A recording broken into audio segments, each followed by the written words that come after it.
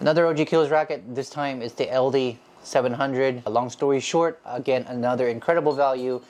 Currently being sold, I think, for around 3,200 pesos or like 420 yuan. Right now it's on sale for like 360 yuan, which is like 2,800 before shipping, which is insane considering specs and colors. This right here is the 4U-G6. They do also make it in 4U-G5 as well as 3U-G5. One thing to note is the 3U is going to be a little bit head lighter. According to their official specs, the 3U is at 292 and this is at 295 mm. So this is more really an even balanced racket, but for me it felt like a headlight racket. So I do have my notes to the side, but before we get into the review, I do want to announce that I've spoken to Ogkils and I will be reviewing the rest of their rackets and probably giving them away because they'll be sending them over to me for free. So the next two are going to be the fire breathing and the water breathing. Those two will be, or they're actually on their way to me now, and we'll review them and I'll give them away, so stay tuned for that. But I will also make my way back over to reviewing the LD series, so the 100ZZ, the 77 Pro, the 800 Pro, and we'll be giving away those as well, so stay tuned for that. But on to the review. I do have my notes here because I kind of want a more standardized form of doing these reviews because I'll be doing a lot more pretty soon. So the way I want to talk about this is starting from the front court and then moving my way back and then just kind of summarizing things as a whole. So in the front court, obviously this will be, very nice to use. This being, fast, being modeled after the NF700, which was headlight. So for me, I quite enjoyed this. Obviously, I still prefer the 1000Z, both the LD and obviously the original, the Yonex Nano Flare, simply because I like that stiff shaft. I want the responsiveness, and I want that touch, right? But in general, very comfortable to use. Kills are easy, right? It's very easy to generate a lot of finger power, whether it's, net kills on the backhand, whether it's, front court interceptions, whether it's front court pushes, drives, whatever. This has no problem being in the front. It's plenty fast, no complaints there. In the mid-court, I have my notes here. Handling is very, again, quite good. Obviously, being framed after the NF700, you're not going to have much speed issues.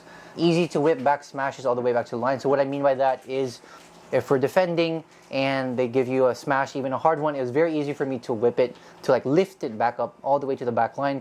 For me, I think it's because of the slightly stiff, not too stiff shaft, and just the overall speed and, I guess, ease of use of this racket. For me, the one, I guess, thing I'm going to say that I was not, over the top happy about was its mid-court flat game. The placement was fine and the power generation was fine, but for me, I lacked the confidence in the drive games. Meaning, if someone drove to me, I very rarely drove it back at them. I didn't feel like I could put enough pressure that way. I would always end up blocking it or driving it cross away from them. Unlike with the 1000Z or even the LD1000Z, I'm very confident in my drive game, so I was very comfortable just pushing it back at them, knowing that my quality would be better than theirs. That was not the case with this racket. I was very rarely engaging in sustained drive rallies like that. I would always try to diffuse because I don't know. It felt like this was fine if the shot was slow and you could push it. But as soon as the shuttle was fast and coming at you, I just felt like I couldn't produce the quality that I wanted to. So that's why. Moving on, stick smashes or mid-court interceptions were nice, of course. Again, that nice head weight and that nice shaft stiffness, not too stiff, not too flexy. So you're able to get a lot of whip, a lot of power in that case. Backcourt. So for me, this is the second weird thing that I noticed. It has a very weird, timing. I don't know what the exact words are, so I'll just kind of explain it first. So when I was first using it, it felt like, in a video game where, usually in basketball or golf, when there's a swing timer for power, and there's a little green area for where you should hit it in order to get the best possible outcome. It felt like that green area for this racket was very small, and anything outside of that area felt like brick. Very unforgiving.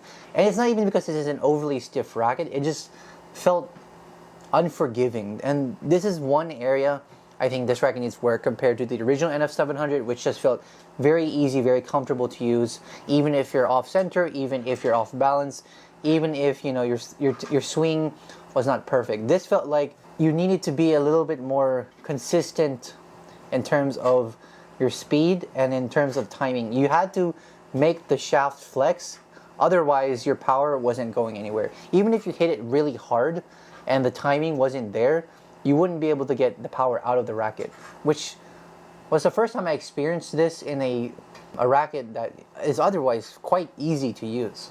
Okay, let me see what else I have here. But yeah, obviously after a few hours, like 3 hours or so, you get this timing down, and from there, the power was very consistent, and very, very okay smashes. I say okay because you do start to notice the power ceiling pretty soon, which is of course very common considering this is based off of the NF700, and right, for the people that want the harder smashes, they're usually gravitating towards the 800 or the 1000Z. But yeah, I digress. I think that is one area where this does kind of differ from the original NF700. So what's the verdict? Overall, this is still an easy recommendation considering, at full price it's 3.2, and on discount right now, which it is until May 5, according to Taobao at least, it's for 2.8, and you compare that to how much an original NF700 is. If you can find one new, right, that's a steal. That's obviously a steal to me, right?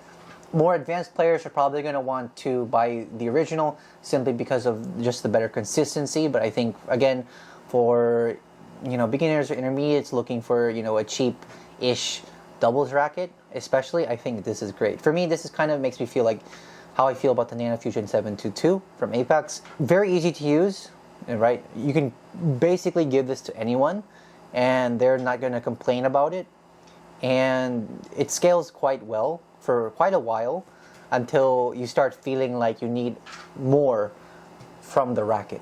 So yeah, again, this is the Ogkils LD1000. Remember to stay tuned for the water breathing and the fire breathing rackets coming next, and if you haven't, please go check out the LD1000Z review, which was posted, I believe, last week. So let me know what your thoughts are, if you have this racket, if you want to, what other rackets would you want me to review from Ogkils first? All that, leave it down in the comments below. See ya, bye.